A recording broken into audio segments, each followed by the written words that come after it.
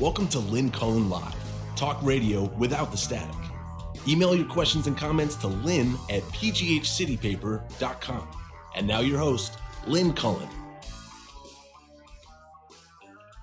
Oh boy. Hello. Welcome to November 4th, 2020. And the outcome is still unknown. Although, and you just need to hang on to this, guys. All the betting markets overwhelmingly are saying that Biden's going to pull this out. All the people, although these are the same people that have been misleading us, I guess, for years. Anyway, it's looking better. Wisconsin and Michigan have turned with Biden on top, albeit slim leads. Pennsylvania looks like Pennsyltucky. I'm ashamed to live here. Joe Biden has already won more votes than any president of the United States ever won. So that goes without saying. The most votes don't mean crap, because we do not live in a country that follows normal democratic rule. I don't know what to say. I was in denial initially watching, and I'm sure that we all are sort of numb. In general, things are not good, even if Biden wins. It looks as if we will not take the Senate. That's a stretch now. It looks as if the House is less democratic than it was going in. And it looks as if you and me don't know our country. Because I don't think many of us thought this was going to happen. I don't know what to say. I don't know what you did and how you've been doing. I have not turned on the TV yet today because I know it's going to be on all day. You'll recall about a month ago or more when I talked about that bipartisan group of office holders and journalists and general political wonks who got together for a weekend and gamed out all the potential scenarios in this election. And every single one they gamed out resulted in trouble, except one. There was only one outcome that allowed the country, however divided, to limp forward. And that was if Biden won in a landslide. Well, that ain't going to happen. And thus, if their gaming scenarios were correct, we are going to be heading into a frightening period. Frightening. As I said, even if Biden wins, he could well have a Mitch McConnell heading the Senate and this Supreme Court, the PAC Supreme Court, and he will be able to do nothing, next to nothing. The only thing that will be able to be done is through regulatory agencies and his cabinet. But, cabinet positions have to get Senate approval as well. They might not let him even have a cabinet. I don't know if I'm getting ahead of myself here, but, what Trump did, which we all were told he would do, it's not like he's a subtle man, but what he did about 2:30 this morning was so appalling that even Republicans who have stood by him were like saying, what? But your president still said this, and this is why these game players said that any outcome but a tsunami for Biden was going to result in probably violence. And Trump pretty much assured it by saying at 2:30, I'm sure you've heard it, we are getting ready to win. Frankly, we did win. And he went on to call the process, which was obviously it's still not done, a fraud on the American people.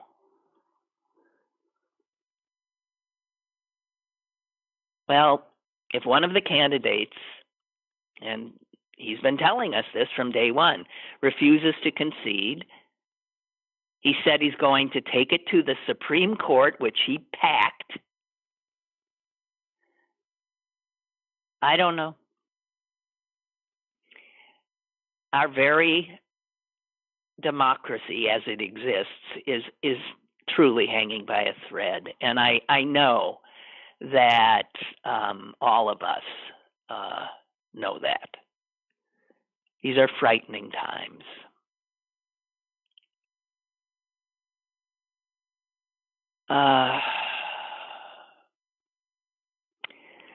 Let's see I think I have a caller. Do I? Caller, go ahead if you're there. Hello, Lynn. Yeah. Hi.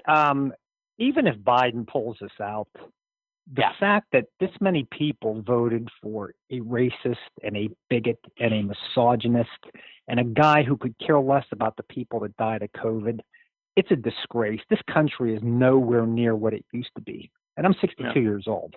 Yeah. And my wife has 3 years to work yet. As soon as COVID allows it, I will get an apartment in Canada.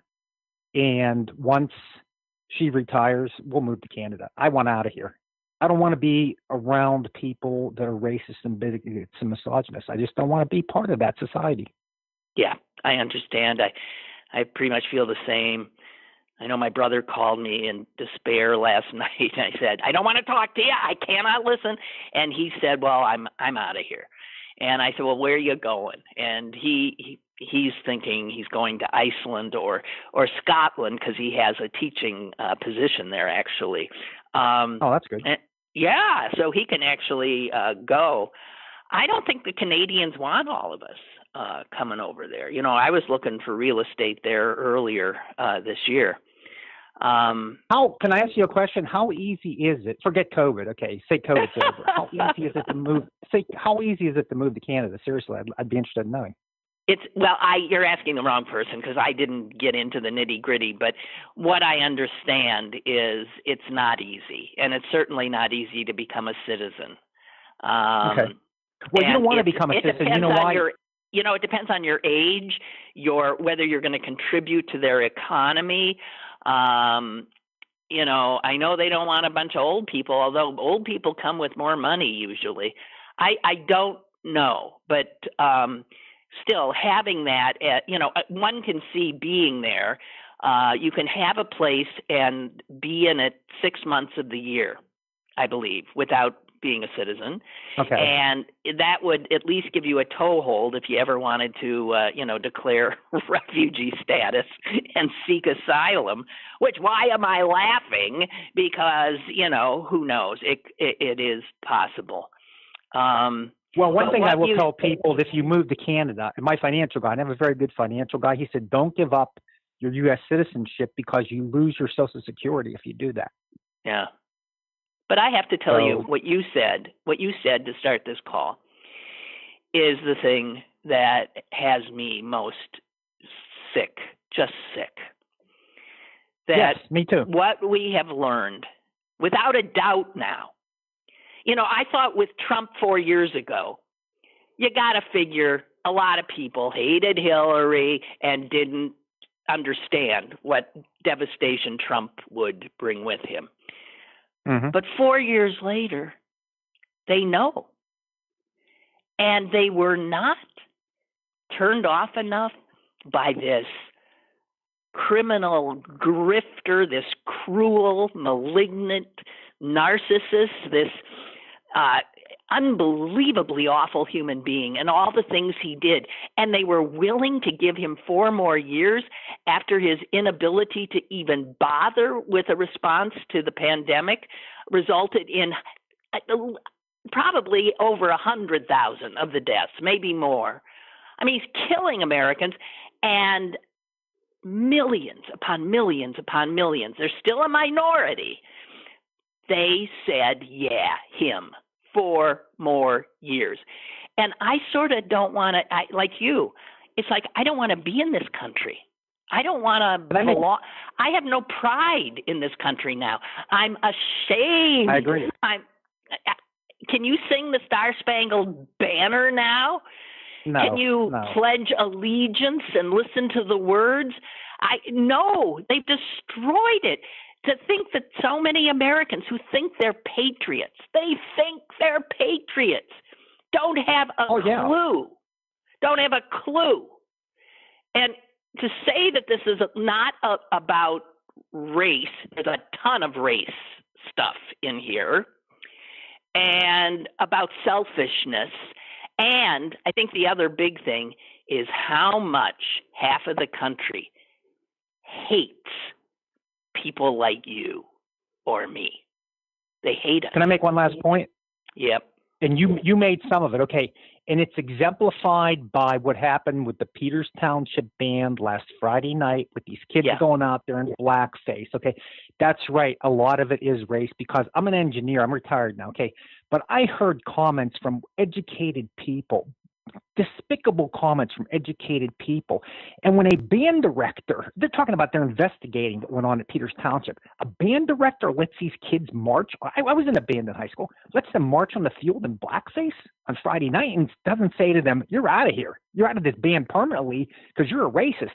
That's right. A lot of it is race and people don't want to talk about it. And you're 100% right. Yeah.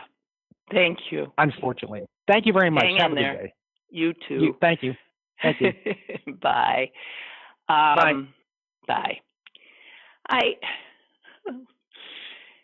Chuck writes, this was not the resounding repudiation of Trump that the country, the world was expecting. Let's pause for a moment of shame and apology to the world. The world that didn't have a vote, but whose lives are impacted very much by what the United States does or doesn't do. It's just frightening. Chuck writes, I think Biden will still win the electoral majority, but that doesn't mean he'll be the next president. And even if Biden wins, he doesn't have a strong mandate. 4 years ago, we learned not to trust polls. Once again, the polls are wrong. Yeah, totally. And I have to tell you, if these pollsters dare to keep at their jobs, I mean, they need to just fold their tents and acknowledge that they don't have a clue how to do it. Or let's hearken back to what I told you about yesterday. The one guy, the outlier, the Republican operative who has his own polling firm. And he called Trump's victory 4 years ago. And he called the exact electoral college rundown 4 years ago. Everybody said the guy's stark raving mad. He was correct. He called a Trump victory this time. Now, I'm telling you, I think he's wrong because I'm still holding on to hope here. But man, this is a squeaker. I mean, right now there's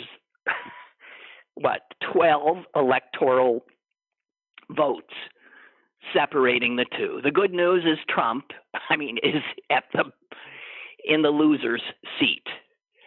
But, the lawyers, we will see so much unbelievable legal, actually, probably illegal kinds of maneuverings to get votes thrown out in these close places. And the scary thing is like Michigan and Pennsylvania and Wisconsin. And this is a scary thing. Even if their voters say, we want Biden, their legislatures, every state is the same. They have a Democratic governor and they have a Republican legislature. And the legislatures, those Republican legislatures, as you know, are quite willing to do rather shameless, undemocratic things. And so all of those, scenarios, wow. It's a damn good thing that, given the stresses we're under. I wish I lived in New Jersey, South Dakota, or Arizona, because they legalized marijuana yesterday. God, Oregon did mushrooms. A small amount of street drugs. Well, yeah. Oh, millions of your neighbors voted for Trump, knowing him.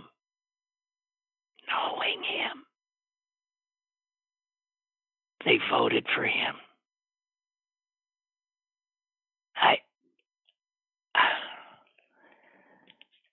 Yeah. Here's some good news, I think. Again, all of those prognostications of like violence at the polls and stuff, that did not happen. Thank God. But, wow. As for here, they've just started counting again in Allegheny County. As it stands now, Connor Lamb is going down. He is losing to Parnell.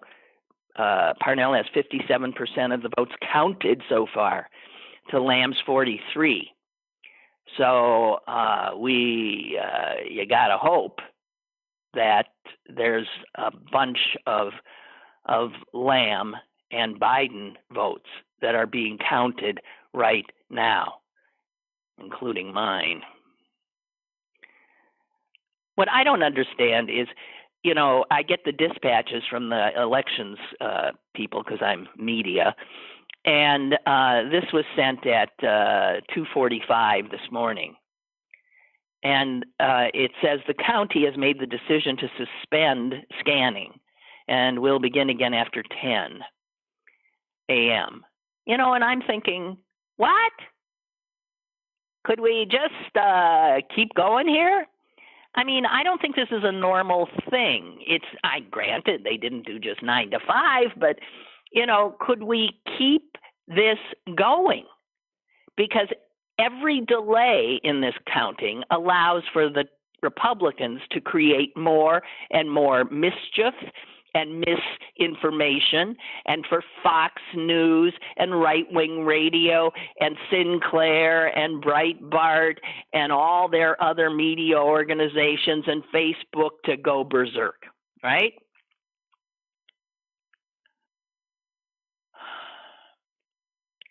They go on to say we have 348,000. This is Allegheny County. We have 348,000 plus mail-in ballots that have been returned. Of those, 173,000 are scanned and uploaded. I don't know what that means. They tallied those, I guess. And approximately 29,000 will be reviewed manually. The remaining 146,000 plus will be scanned beginning late morning tomorrow. She wrote this at 2:45 this morning. So she's saying there's another 146,000 plus Allegheny votes that won't be counted until late tomorrow morning. So don't think there's going to be an end to your anxiety. Well, there's never going to be an end to the anxiety, but don't think there's going to be the votes counted here in Pennsylvania until Friday, in all likelihood. She does say that all ballots have been secured in the warehouse with county police patrolling the facility all evening. The facility is also under 24-hour video surveillance. Why doesn't that reassure me?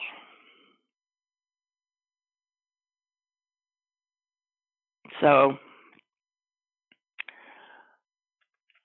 this was an interesting thing.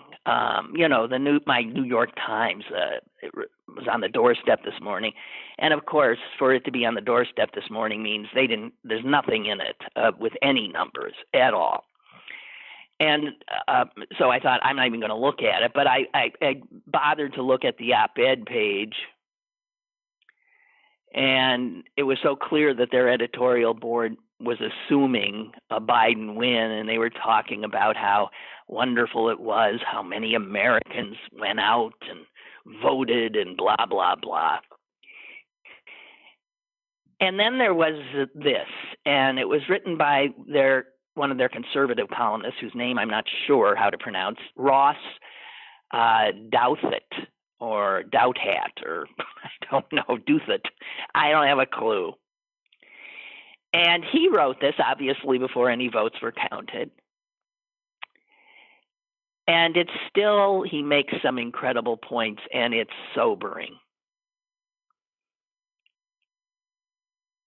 An election is supposed to be a reality check. It promises the finality of decision, in which the usual back and forth of political argument gives way to the undeniability of a particular outcome on a particular day.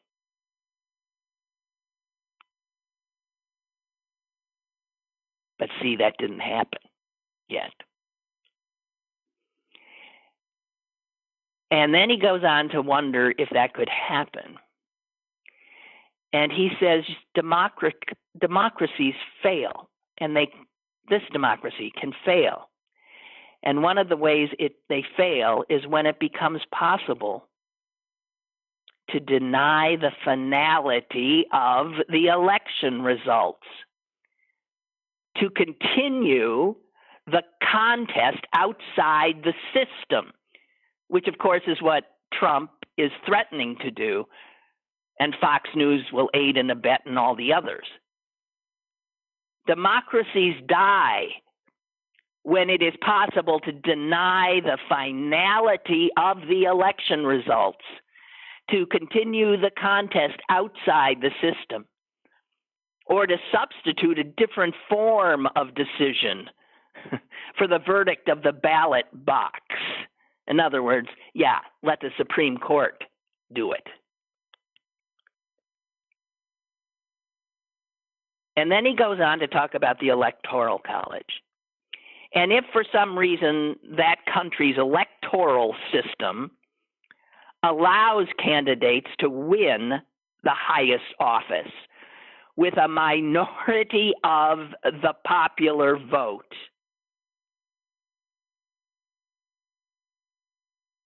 then there's real trouble. And how many times do we have to see this? But because it looks like we're not going to have the Senate, and we're going to have that incredibly conservative Supreme Court, we will be unable to address that, assuming Biden pulls this out. And this guy wrote this, again, like all of us, with the assumption that Biden would probably win. So towards the bottom of his piece, he says, Biden may already have won as you read this. And a Biden presidency can find something hopeful if he wins easily. And that's what as he may have done already.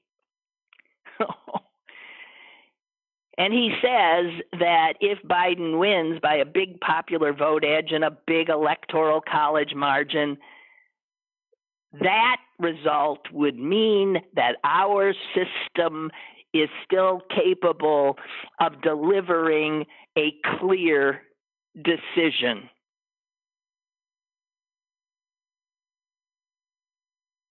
Well, it didn't happen. And then he says, but the indecision, if that happens, the too close to call, the endlessly litigated endgame, that will be a different signifier. It would mean that even under what seem like favorable conditions for a clear, decisive outcome, the ways we are polarized by age, by geography, by gender, by class, by faith, are still the more powerful forces,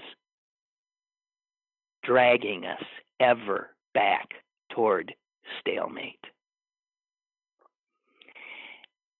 And to have a legitimate, functioning, democratic republic becomes exceedingly difficult. I think we're heading into a war of some sort, and I don't know, maybe it's a Cold War with little skirmishes here and there, but something like a civil war.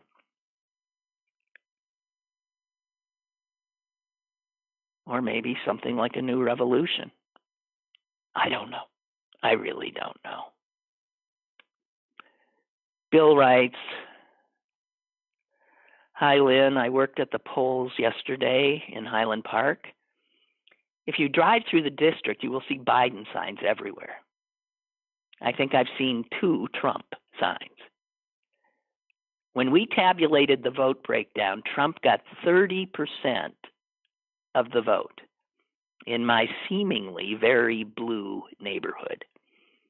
I'm very disheartened to know that they stealthily walk among us with their racist, misogynistic thoughts.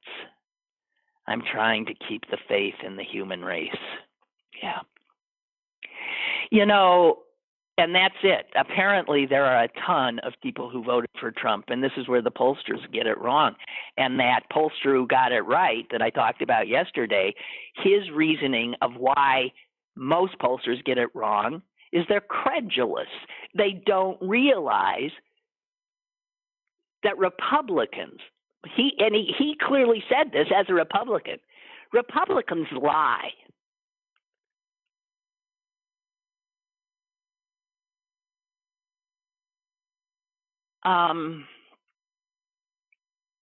So yeah, you might have friends who are going, to try to still keep their heads down, who voted for Trump. I'll tell you one thing I saw, and I haven't seen an update on it, but it's not just white men, uneducated white men that vote for Donald Trump. It's college-educated white men who vote for Trump. And apparently an awful lot of college-educated white women as well. You imagine. Now, they might be voting with a sense of, greed because they're in that maybe upper 15% of Americans financially, and they're making money left and right in the stock market and stuff.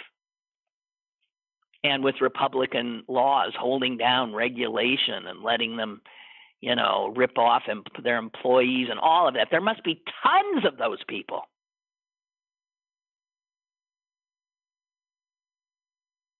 And they're cowards if they don't acknowledge it. There's more of them than we thought. What were we comforting ourselves with? 35, 40%? No, it's more than 40%.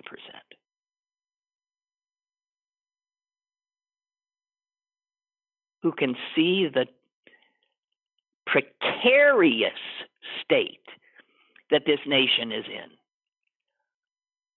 willing to re-elect a man beyond cruel man.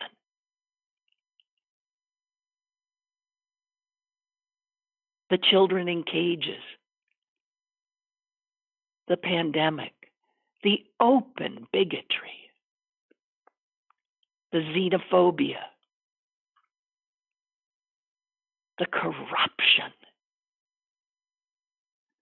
the dismantling of faith in our institutions.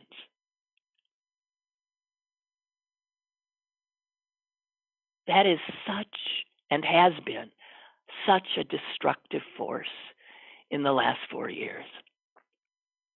And that so many Americans were willing to let that continue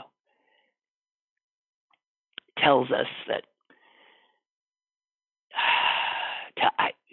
you fill in the blank. You fill in the blank.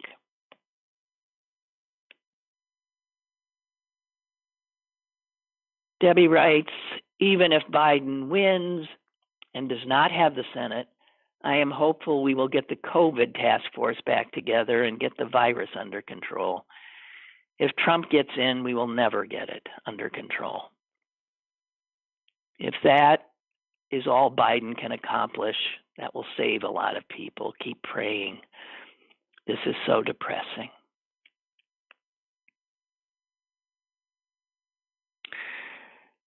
Keith writes, when you really look back at our history, it's not surprising we're here. Oh, it's, this might be too long. And I also can't seem to, why won't my, Keith, so Keith goes back to the fact that we've always been an exploiter of the least of us. There's always been a cruelty at the core. We've always peddled bullshit about this country, its history, so we would feel proud.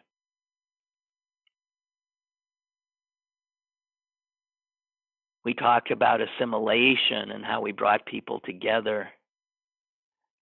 This is all I can see of yours so far. And then for some reason it freezes. He's talking about, people came from other countries and I don't know if that's true, hated each group that didn't come from their country. The Irish hated the Italians hated the Greeks, everyone hated the Jews, and on and on. Well, there's that great Jim Lehrer song about that.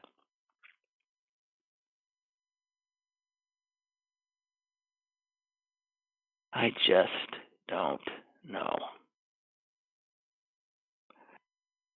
Jim said, I allowed to let myself get excited about this election, especially with the idea of watching McConnell, oh God, suffer through becoming a minority leader.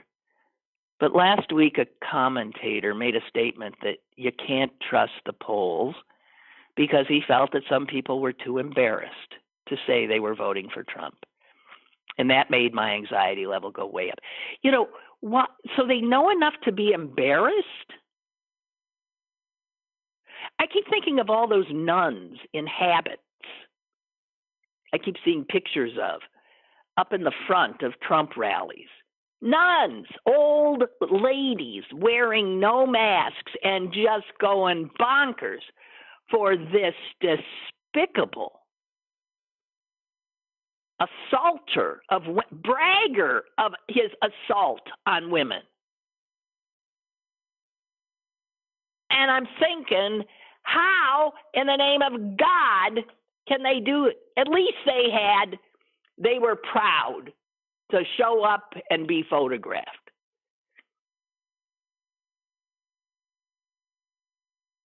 God almighty.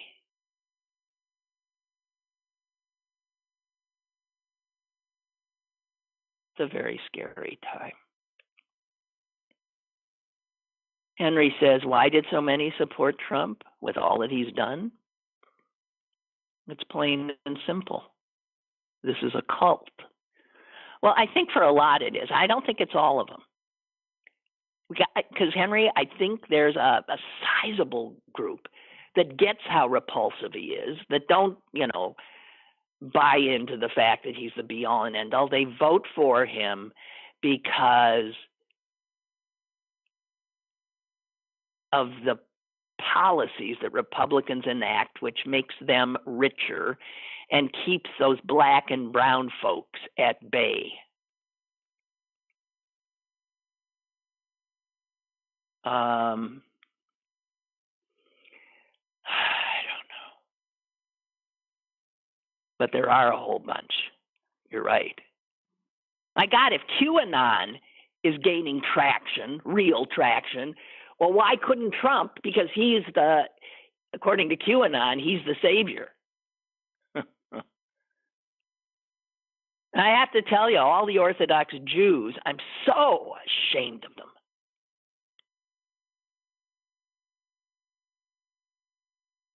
They voted for Trump. When you hear the Jewish vote is sort of monolithically Democrat, it still is mostly. But the Orthodox, he bought their votes by simply moving the capital of Israel. The capital, our embassy to Jerusalem. That's all. That's all it took.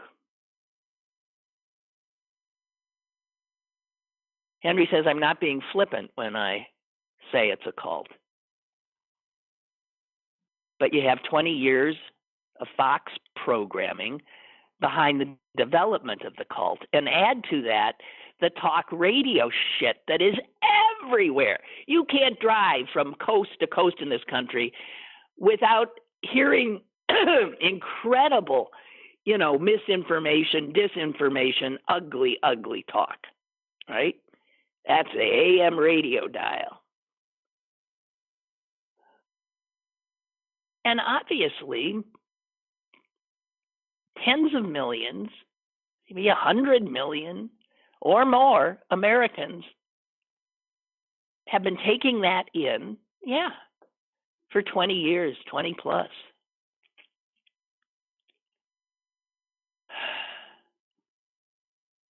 Incredible.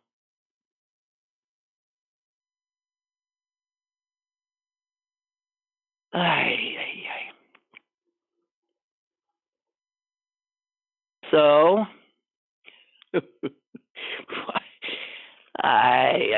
did you see this, by the way? I don't know, because I went to bed around 11, threw in the towel, took a Xanax because I didn't think I could sleep. Helped me calm down, and I calmed down enough to sleep. Woke up, heart racing at 2:30. And, started checking things out. And then finally, somehow, I don't know how, got back to sleep a little bit. But one of the things I had seen is before all of this happened yesterday afternoon, there was that news that a federal judge in D.C. had ordered the post office to do an immediate sweep, like an audit,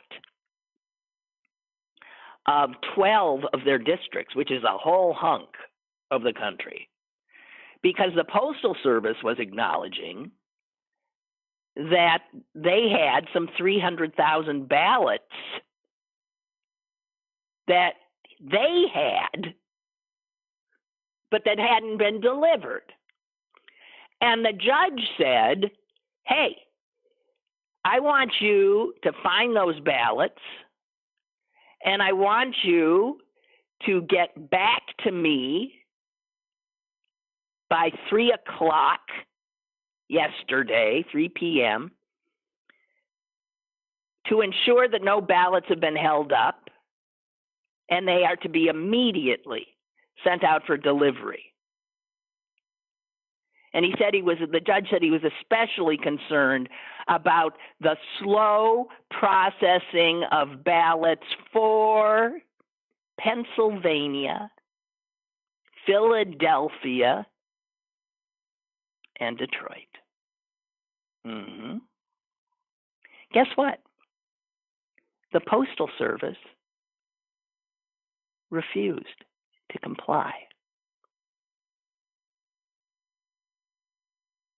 And this is the kind of thing that this lawless Trump administration has done.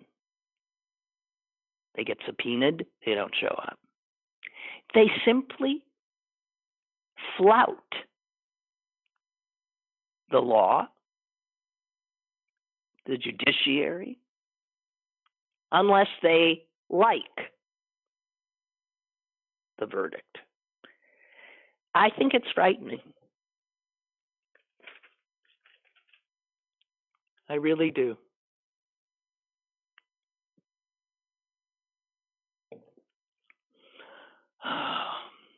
So, I believe right now that Governor Wolf is giving an explanation with well over 1 million more votes to be counted. The popular vote now, oh Jesus! I'm looking at the numbers on CNN right now, which probably you're doing too. But it's frightening. No change in the electoral vote, and probably won't. We're not going to have a winner today. So maybe the thing to do is just stop looking. I don't know. The sun is out. It's nice and warm. I don't know. I might have a caller. Hey, go ahead if you're there. Hey, Lynn, it's Jonathan. Hi. On this crazy day. Yeah. A couple of things. First of all, I have to correct you on one thing. As funny as it is to think of Jim Lehrer singing National Brotherhood Week, as Tom Lehrer. So, yeah. You're right. Yeah. The song was called National Brotherhood Week, right? Yeah. Oh God, it was funny. Oh yeah, but everyone hates the Jews. Yeah, it was like so and so hates the da-da-da, and these hate the da-da-da, and the last line was always, and everybody hates the Jews. It's National Brotherhood Week. Yeah, that's the song. That's the song, and it's true. And what you said about Orthodox Jews is so true. One of my best friends lives in Florida. He's Orthodox, and I've been talking to him since July. He was undecided up until when he voted early on Friday, and he voted for Trump because of Israel. Yep. And it drove. And I know this guy. He's a wonderful guy. I love him like a brother. He's not a racist. but he thinks Trump is the best thing for Israel, not realizing that. And I told him this, that Kamala was a keynote speaker at AIPAC. She has great reviews from Jewish organizations. So does Biden, but it doesn't matter, and it's infuriating to me. Well, like some Catholics and others and evangelicals, they vote on abortion. That's the thing. Right. There are Jews who care mightily about policy toward Israel and perceive, the Democrats not as strong, even though there is no proof of that at all on Israel. So, they're willing to, and I don't know. I sent a letter to tell him, and I would try to tell him, but what about the Jews here in America, where violence has skyrocketed since 2017, since he took office, including, my friend's hometown here in Pittsburgh. The Tree of Life shooting devastated him, but that was a Trump supporter. Yeah. Why they don't get that? That part they're willing to sort of bat away. Yeah. It's unbelievable. Yeah. They vote for. I'm feeling. Thank God, more Americans who happen to be Jews are more concerned right now, understandably, about the future of their country, the United States. Mm-hmm. Right. And they play into this thing that results in anti-Semitism, that Jews, care more about Israel than the U.S., that they have dual loyalty. Yes. God bless them. Did you see the Fox News poll yesterday? I saw it on Twitter and I emailed it to you. It was from their show. I guess it's called The Five. That airs, from the 5 o'clock hour. Yeah. Did you see that? I don't think. Interesting. Oh, okay. I just emailed it to you.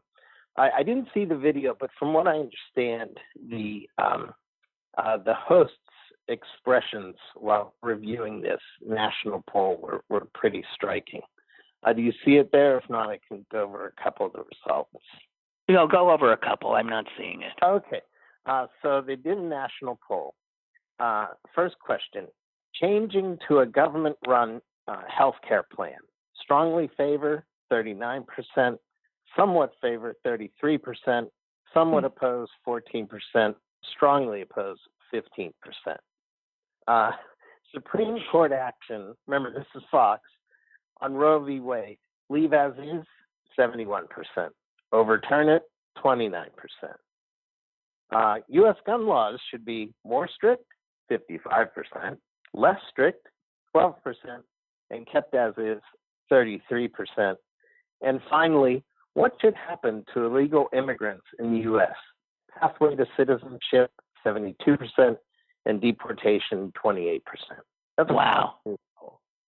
Wow, and their lips were getting tighter and tighter, and apparently they looked a little shell shocked.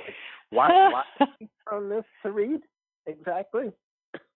Well, here again, though, that's a poll, and the vote. I'm not going to listen to any more polls. I don't think. I told myself that before this election, but I was sucked in anyway. We do get sucked in. Yeah, we get sucked in totally. And, I was watching CNN early in the night, and, they have to make it dramatic. And so they make it seem like, oh, my God, early it was like Biden, was going to win Georgia. He was going to win. Oh, my God, what's happening here? And you just start, they had him winning Ohio, and I was thinking, oh, my God, I was just sky high. But that's what they do to keep you watching. They got to sell soap. That's their job. Keep you tuned in. Yeah, well. I think that the greatest threat to our little experiment, American experiment here, is the Electoral College. Yeah. Because when we tell people every vote counts, No, it doesn't. I Not have true. a friend from here who now lives in California, diehard Democrat. She knows my vote counts a lot more than hers does. It's just the way it is, and it's insane. But Yeah. I don't know what we could do about it. Well, we can't do anything about it if Mitch McConnell is still in charge of the Senate. And a Supreme Court of 6-3. I don't know what can be done either. Right. God almighty. Hang in there, Jonathan. You too, Lynn. All right, take care. If I don't talk to you, good luck next week. I hope all goes well. Oh, thank you so much. Thank you. Right. Bye. Bye-bye. Bye-bye. Yeah, geez, this time next week I'll be in the hospital. My God, as there's a COVID surge. Living on the edge. Doug writes, no matter how this turns out, I have lost so much respect for this country. Yeah. Once I could write this off as an experiment, an anomaly. Twice is who we really are. Yeah, we've got to stop saying things like this, when the ugliness happens, that this is not America. Oh, yes, it is. Yes, it is. This is America. Doug says it'll be hard to show respect for this country. I've felt that way throughout the Trump administration. But now, things like standing for the national anthem will be hard to do. Don't do it. I'm not gonna.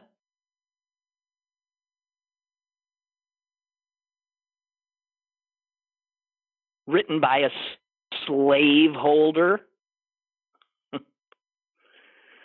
God.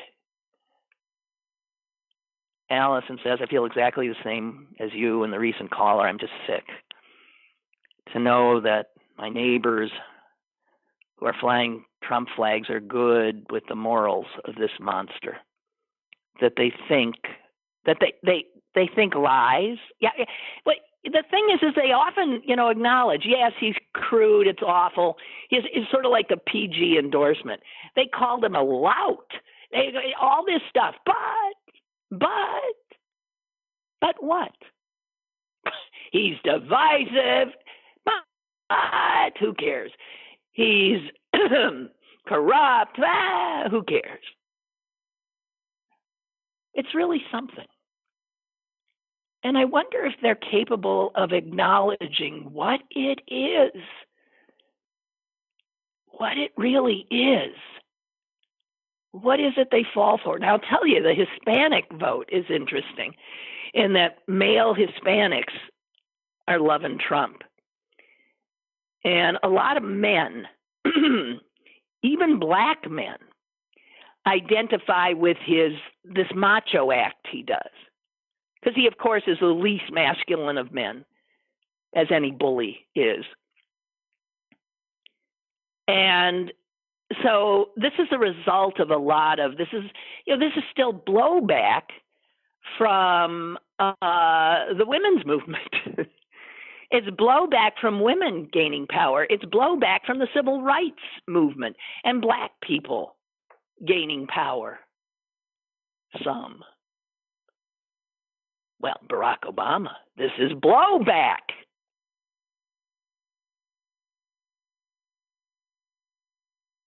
But they don't acknowledge their misogyny, their discomfort with diversity and change. They just want things exactly the way they were. Well, look at what they've created. A hellscape. I'm reminded of Trump's first inaugural address. Do you remember he used the word carnage to describe America? And this is after 8 years of Obama, when everything was on the up, everything was going great.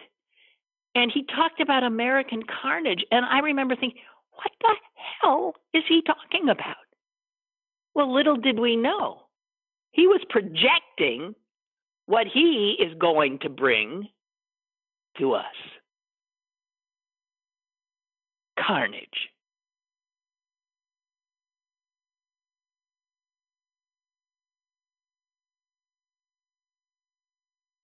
Allison says she got a refill on her Xanax. You know, Xanax, boy, is there a way to buy, stock in that? Because, I mean, that was going, bonkers because of the pandemic and Trump. I bet he owns it.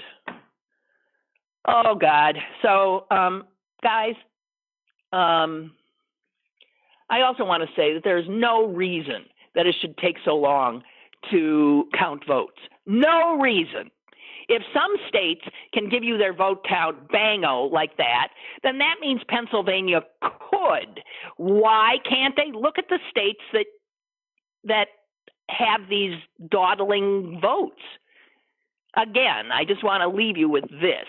Those are Republican legislators who make the call to suppress, to make things as slow as possible, and not to allow for a smoothly running electoral process.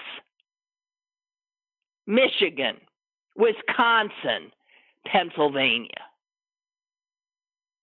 And you know what I'm going to do now? I know I've been playing music at you at the end. I was going to do Tracy Chapman singing Revolution. Maybe I'll save that for tomorrow. But since National Brotherhood Week came up, and because it might make us laugh, let's do that.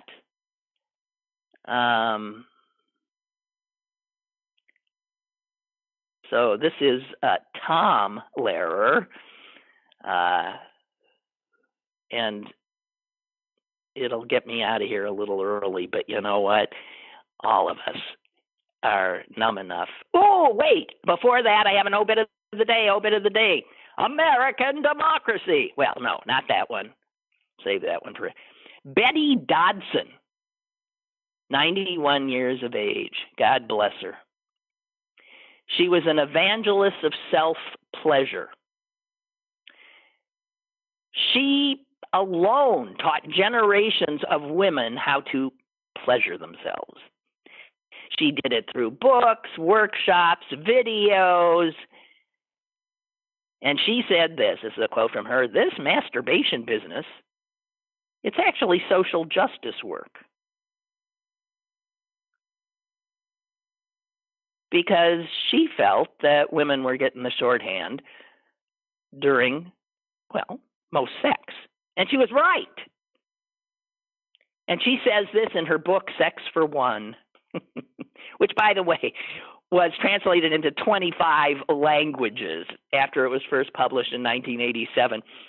She says, the most consistent sex will be the love affair you have with yourself.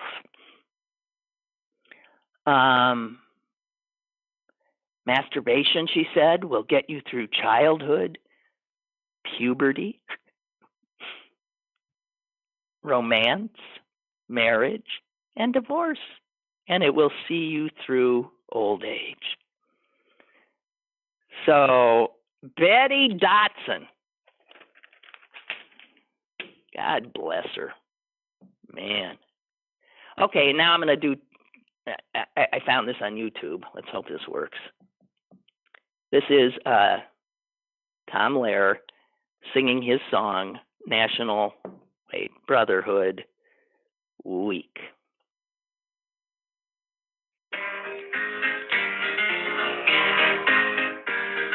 The white folks hate the black folks, and the black folks hate the white folks. To hate all but the right folks is an old established rule, but during National Brotherhood Week,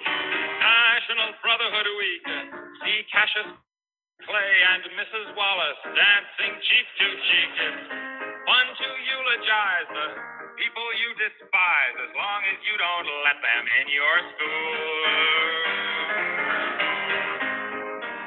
Oh, the poor folks hate the rich folks, and the rich folks hate the poor folks. All of my folks hate all of your folks. It's American as apple pie. But during National Brotherhood Week,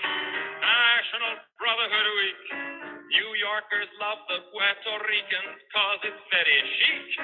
Step up and shake the hand of someone you can't stand. You can tolerate him if you try. Oh, the Protestants hate the Catholics, and the Catholics hate the Protestants, and the Hindus hate the Muslims, and everybody hates the Jews. But during National Brotherhood Week, National Brotherhood Week, it's National Everyone Smile at One Another Hood Week. Be nice to people who are inferior to you. It's only for a week, so have no fear. Be grateful that it doesn't last all year.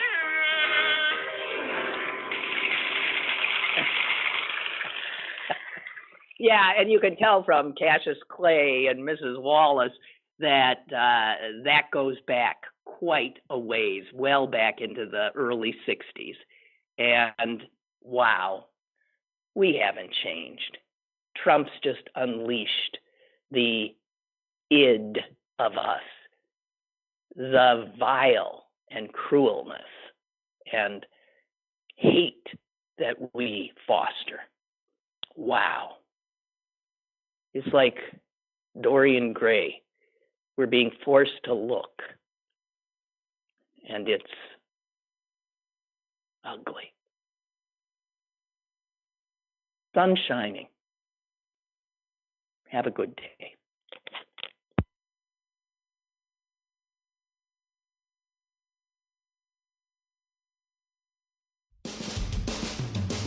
Lynn Cullen Live, Monday through Friday from 10 a.m. to 11 a.m. and archived at pghcitypaper.com. The opinions expressed on Lynn Cullen Live are those of the host and do not necessarily reflect the viewpoints of Pittsburgh City Paper or its advertisers.